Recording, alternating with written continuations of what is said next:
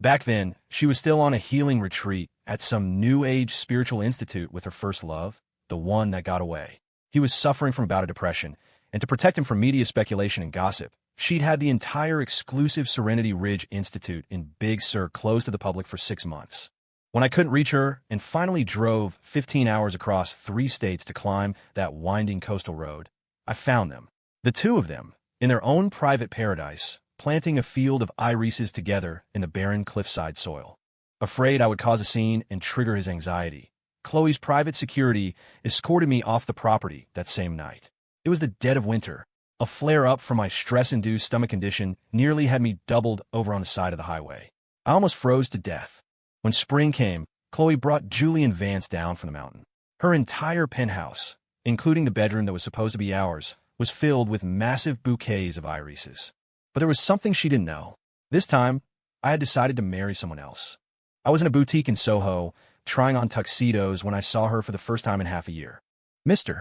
Hayes, you have such a commanding presence, and with your features, this suit looks like it was made for you. On your wedding day, you'll knock the bride off her feet. She won't be able to take her eyes off you." 2 sales associates were buzzing around me, their flattery relentless. They were desperate for me to buy the custom tux on the spot. But my attention was fixed on the reflection in the 3-way mirror. On Khloe. She walked right up to me, raising a perfectly sculpted eyebrow as she looked me up and down. "You always had good taste. This one, it suits you." She paused, then added casually, "But why are you here alone? I'm actually free today. We could go get the marriage license this afternoon." As she spoke, she reached for my arm with an air of absolute ownership. I instinctively pulled away. I lifted my eyes to meet hers. 6 months of silence, and she still thought I'd be waiting right where she left me? The moment I got back from that disastrous trip to Big Sur, I canceled everything. According to our original plan, our wedding was supposed to be next Saturday. The wedding was still on, but the woman I was going to marry was no longer the one standing in front of me. Apparently, she hadn't gotten the memo. The 2 sales associates, seeing Khloe, immediately pivoted. "You must be Mr. Hayes' fiancé. This suit on your husband-to-be is absolutely perfect. He looks like Prince Charming straight out of a fairy tale." Khloe brushed a strand of hair from her face. "It certainly does." I took a deep breath, about to clarify our non-existent relationship to the staff, when my gaze fell on the wrist of the hand she'd just used. A string of sandalwood mala beads. Yesterday, Julian Vance had announced his big Hollywood comeback on Instagram. In the accompanying selfie, he was wearing an identical bracelet. It ignited a firestorm of speculation among his fans. Julian didn't comment directly, but he did pin a reply from a follower. "Those beads are from the Serenity Ridge Institute. I think I know what's up, winking face." That single comment was all it took for internet sleuths to dig up photos of the 2 of them leaving the retreat. Even though you could only see Khloe's back, her one-of-a-kind license plate and flashy pink Porsche were enough to send shockwaves through the celebrity gossip world. Within an hour, TMZ and Dumois were all over it. Of course, Julian quickly deleted the post, and the trending hashtags were scrubbed from Twitter. But the whispers about the A-list actor and the billionaire heiress never quite died down. I thought back to 6 months ago. Khloe vanished, blocked my number, and left me to deal with the fallout. Paparazzi, tipped off by God knows who, camped outside my apartment for weeks, ambushing me with questions about our broken engagement. I became a running joke, a cautionary tale whispered at every cocktail party and charity gala. And through it all, I couldn't even find a shadow of her. A bitter laugh escaped my lips. Good thing there was no future for us anymore. After her comment, Khloe glanced at her phone, which was buzzing nonstop. "You keep looking at suits. I'll just wait for you here." She was trying to look nonchalant, but I knew. It was Julian. "You should probably get that," I said. "Sounds urgent." Khloe looked at me, a flicker of surprise in her eyes. She couldn't have imagined me being so magnanimous. Then again, 6 months ago, the mere mention of Julian Vance's name was enough to start a war between us. Back then, when Julian first came back to the States, Khloe brought him to her family's estate and explained the situation to me. He was just the son of her father's old army buddy. His parents had passed away, leaving him all alone in the world. They had to take him in. Soon after, he became the Suttons' unofficial adopted son. Even though he was 2 years younger than us, he was a constant presence, always calling her Khloe in that intimate way of his. That's when things changed. The 2 of us, once seen by everyone as the picture-perfect couple who'd grown up together, became a volatile mess. We couldn't be in the same room without arguing. Our parents would just laugh it off. Look at them, at each other's throats 1 minute, thick as thieves the next. And it was true. We'd always make up within half an hour of every fight. But what no one knew was that every reconciliation was bought with another piece of my soul. Every concession was mine. From then on, Julian was a permanent third wheel on our dates. The passenger seat in her car was reserved for him. She always had his favorite throat drops on hand for his smoker's voice. He had a custom ringtone on her phone. She'd even wear dresses and jewelry that Julian had picked out for her. It got to the point where I wasn't allowed to hang up on his calls, even if he called my phone. One time, Khloe's phone died, and he called me. I didn't pick up. That night, Julian threw himself into the unheated outdoor swimming pool. The temperature outside was in the low teens.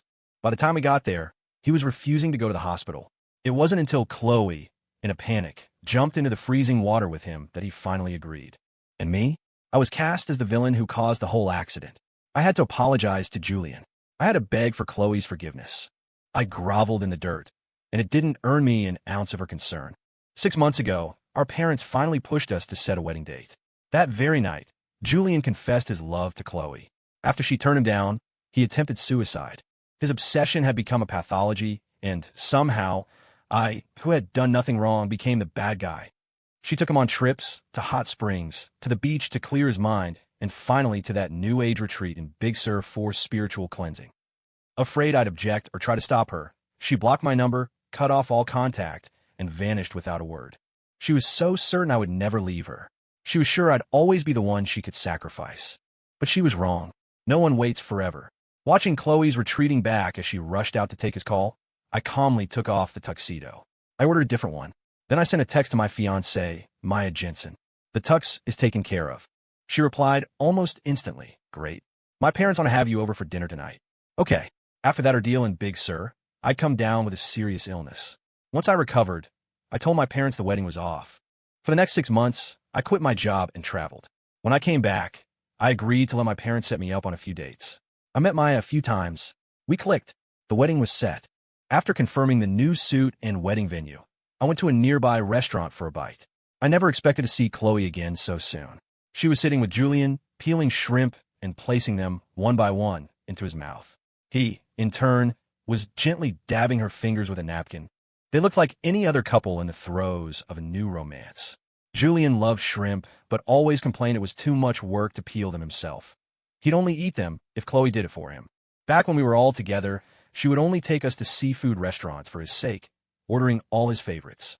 I'm allergic to shellfish. I used to just sit there, starving, until our little trio disbanded for the night. That's how my stomach problem started. Ethan, Khloe's expression soured when she saw me. Her tone was laced with its usual reprimand. I thought you didn't like seafood, and I already told you I'd go with you to get the license this afternoon. Why did you follow us here? I didn't even glance at her. I couldn't be bothered to tell her the wedding had been canceled long ago. Beside her, Julian stood up. The look he gave me was the same one he always had, defensive and mocking. Ethan, just because Khloe is marrying you doesn't mean she's your property. You're really going to stalk her to a restaurant? It's pathetic. No one can stand being watched like that. I'd heard it all before from him. We used to argue about it constantly, but it would always end with Khloe saying, well, is he wrong? No, he wasn't wrong. Khloe wasn't wrong. I was the one who was wrong. I was the blind fool who fell for a woman like her. I heard you quit your job, Khloe said, dropping a shrimp shell and wiping her hands. A man needs to have his own career. You can't expect me to support you. Can you? Ethan, are you planning on being a kept man? She gestured toward Julian. You should be more like him. His latest film just got another award nomination. I looked at Julian's smug face and had a laugh. For years, the Suttons had poured money and resources into his career, pulling strings to get the non-actor meetings with top directors. Scripts were laid out for him like a menu at a 5-star restaurant. He had his pick of roles, but with stipulations. Only S-tier blockbusters, only the male lead, only A-list makeup artists. And God forbid a supporting actor was better looking than him. No overtime. Weekends off. A movie that should have taken 3 months to shoot dragged on for over a year because of him. And through it all, Khloe's PR team worked overtime to craft his public image as a dedicated, detail-oriented artist. The amount of money Khloe spent just to get him those nominations was staggering. And that's what she called a career. I scoffed. Can't help it. I guess I just don't have much ambition.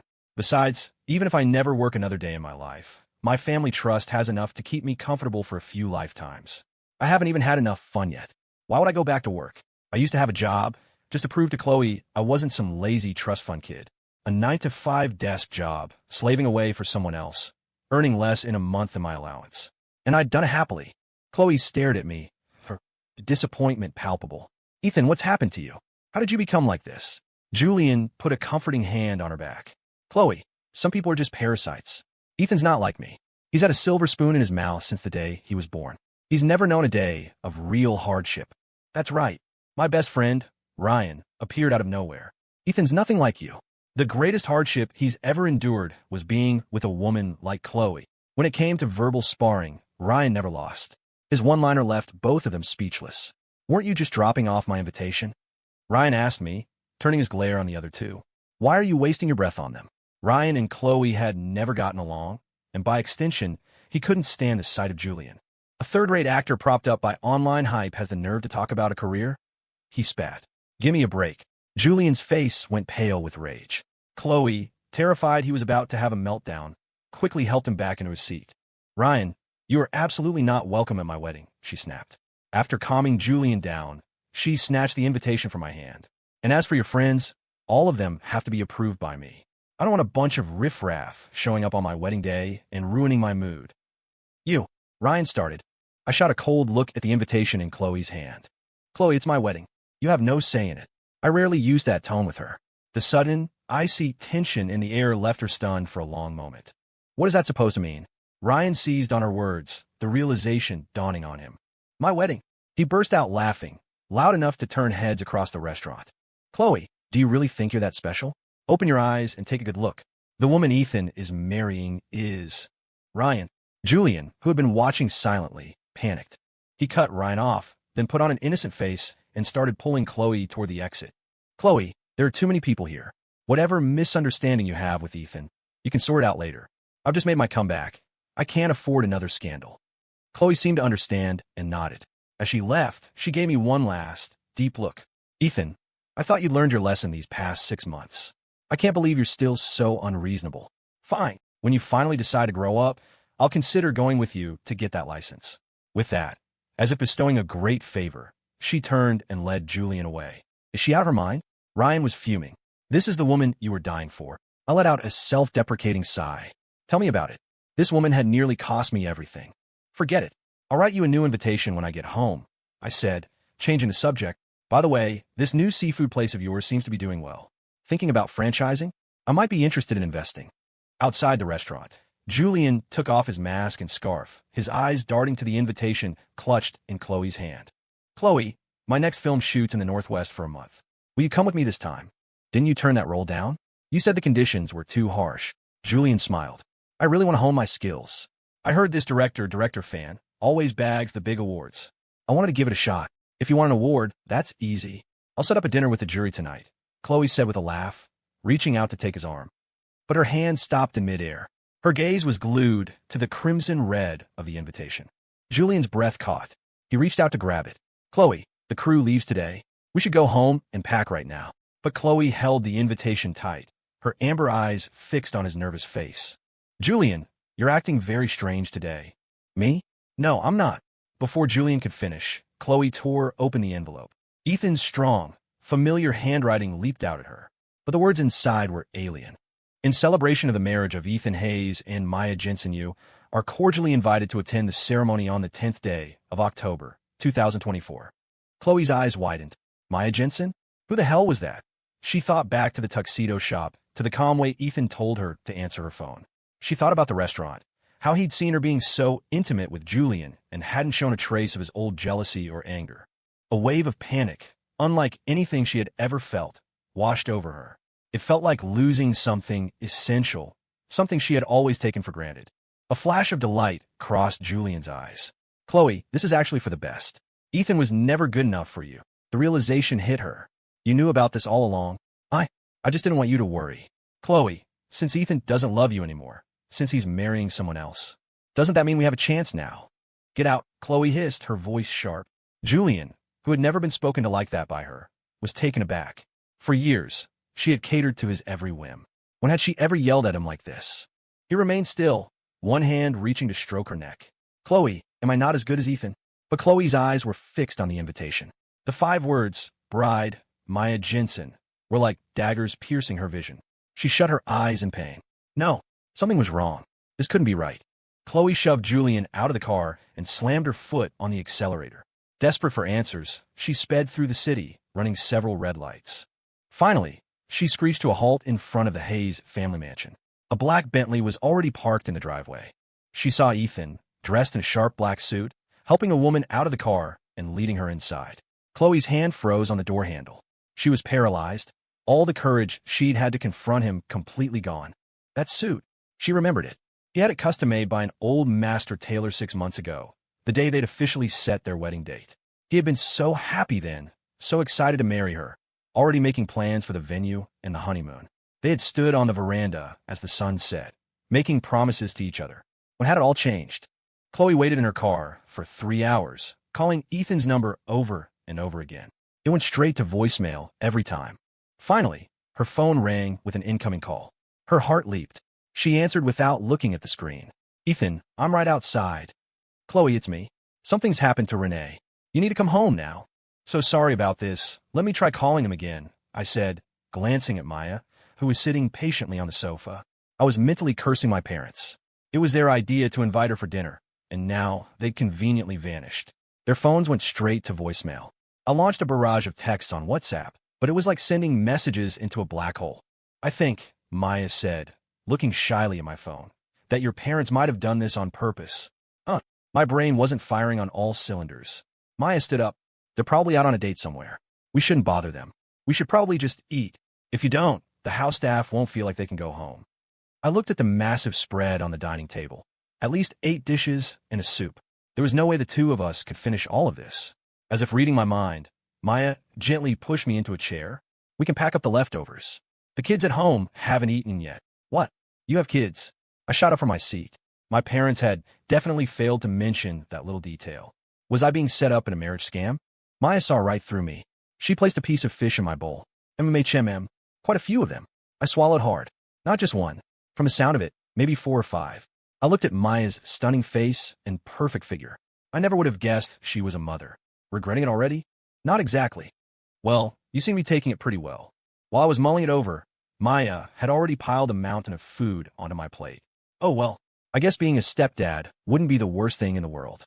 It's just, I feel like I'm getting a bit shortchanged," I joked. Maya let out a giggle. "But this is my first marriage. Marrying a divorce like you.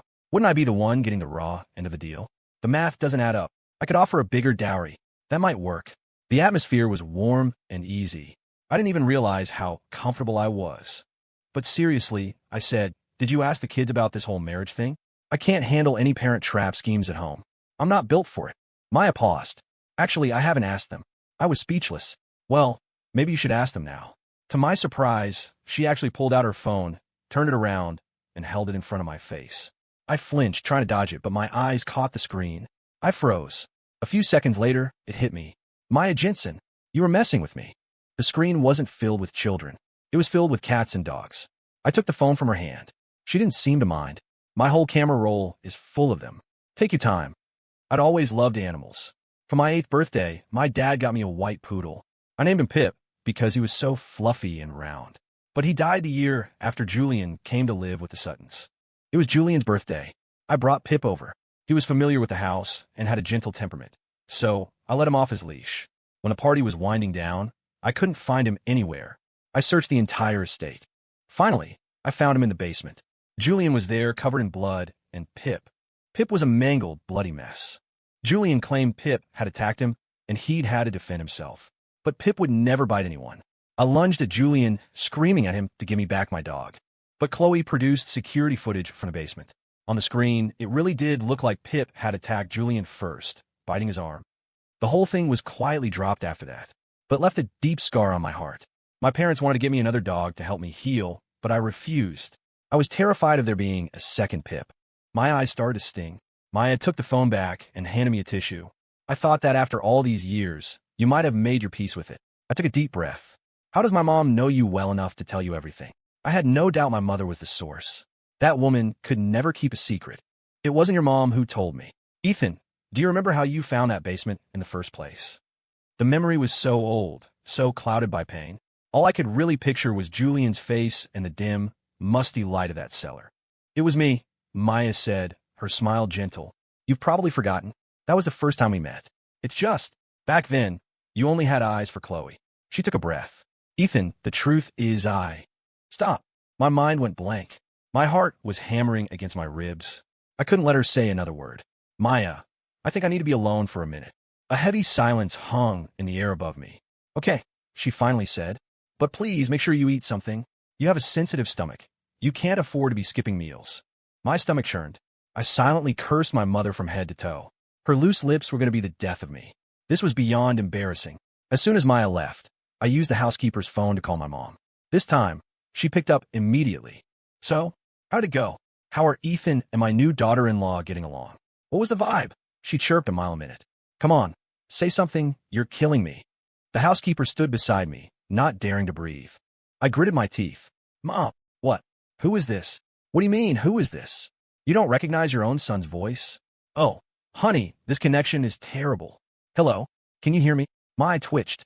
You keep faking it, and I'll go into the garden right now and pull up every last one of your precious prize-winning roses. Don't you dare. Then start talking. Who is Maya Jensen, really? What do you mean, who is she? You seem perfectly happy with her. I was losing my patience. Of course I was. I was happy because I thought we were strangers.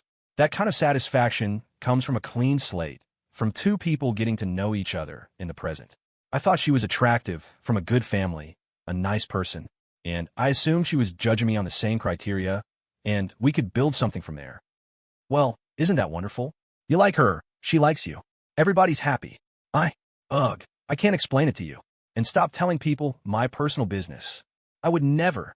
I couldn't listen to another word of her rambling. I handed the phone back to the housekeeper, my appetite completely gone. I collapsed on my bed in my room. A moment later, Ryan called. After I told him what had happened with Maya, he roared with laughter. So you're telling me Maya didn't fall for you during your dates? Fall for me? My heart pounded. Ryan, I don't think I can go through with this wedding. Why not? You didn't seem to mind her before. And what's wrong with marrying someone who's already into you? Is this about Khloe? Are you still not over her? Ryan, do you really think I'm that pathetic? Then what are you so worried about? A wave of anxiety washed over me.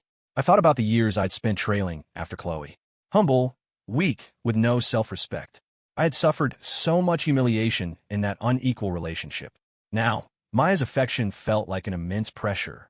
I was terrified she would become a second version of me, and I was terrified that I wouldn't be able to give her the emotional response she deserved. This was the complete opposite of what I'd wanted from this marriage. I thought we were two strangers, starting from scratch, getting to know each other, moving at the same pace, on the same page. No debts owed, no psychological baggage. But now I was completely lost. For the next 2 days, I deliberately avoided Maya's calls and texts. To her credit, she didn't push or make things awkward. She gave me space. Khloe, however, attached herself to me like a ghost. Once, while my parents were out, she managed to corner me right at my front door. My parents had mentioned seeing her lurking around the neighborhood, saying she wanted to see me. My dad had chased her off. Apparently, she hadn't left. I tried to walk past her without acknowledgement, but she lunged forward and grabbed my arm. Ethan. Her voice was filled with a mixture of rage and disbelief. I shook her hand off. I haven't gotten any calls from you. That's impossible. I've been calling you every single day, and you never pick up? Oh, right. I forgot. I changed my number. A flicker of hope lit up Khloe's eyes. Well, why didn't you tell me? You already knew about this number. I cut her off. From 6 months ago, when you vanished with Julian. I had bought a dozen burner phones back then, calling her new number over and over. She'd block one, and I'd call from the next. The number I was using now was just one of the many she had blocked. Khloe's eyes turned red. She was speechless. Are you still angry about what happened 6 months ago? I was getting tired of this. Khloe, we broke up. Please stop harassing me. Broke up? You say we broke up, so we're broken up? Did you even ask me? Her voice grew shrill, attracting the attention of passers-by who started to gather and watch. A cold laugh escaped me. Why would I need to ask you? Do I need your permission?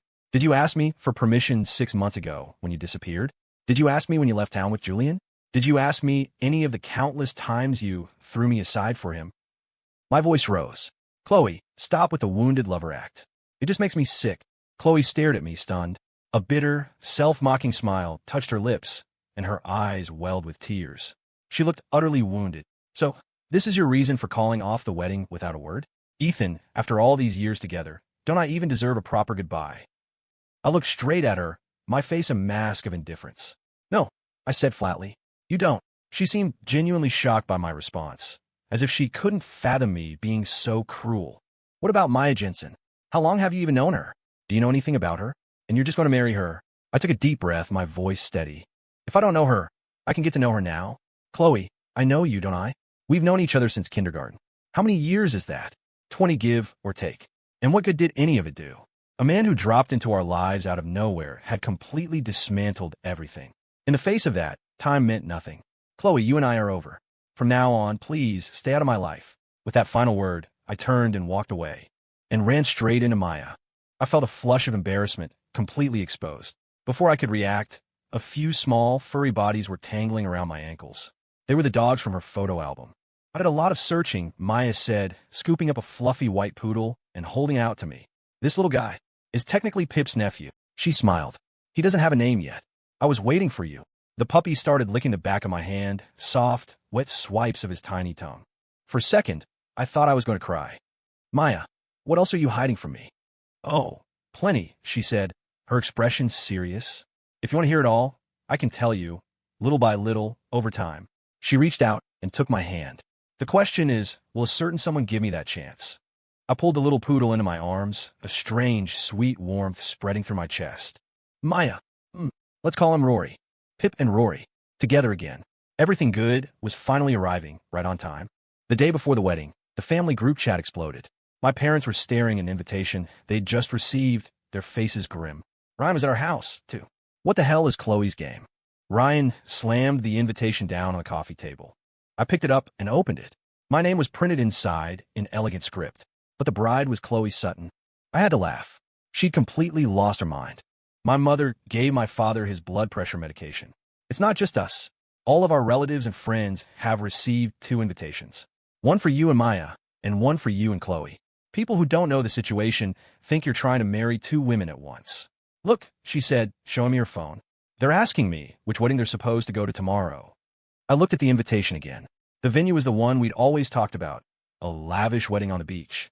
The venue I'd booked with Maya was at a hotel. The 2 locations were on opposite sides of the city. Before I could even think about calling Khloe to ask what she was doing, my phone rang. It was Julian. Ethan, you've already ruined me. Are you trying to ruin Khloe, too? Over the past few days, the story of Julian being a homewrecker had gone viral. Journalists and internet sleuths had connected the dots. The date I canceled our wedding perfectly aligned with the day Julian announced his hiatus to focus on his health. The videos of my public argument with Khloe, filmed by onlookers, only added fuel to the fire, cementing the narrative of Julian's interference. Multiple brands had dropped him overnight. The film festival nomination he'd been so proud of was officially rescinded. In an instant, Julian Vance became a Hollywood pariah. Even the Sutton family publicly disavowed any connection to him. Desperate, he had kneeled outside the Sutton estate for a day and a night, becoming live-stream fodder for paparazzi and influencers. For days, he was the top trending topic, but this time, there was no one left to clean up his mess. I found it almost funny. Julian, you brought all of this on yourself. If this is karma, you've earned every bit of it. After explaining the situation to all our friends and family, my wedding to Maya proceeded as planned. But when the stylist brought in my tuxedo, I froze. This wasn't the one I had ordered. Maya, return the one you picked out, my mom explained.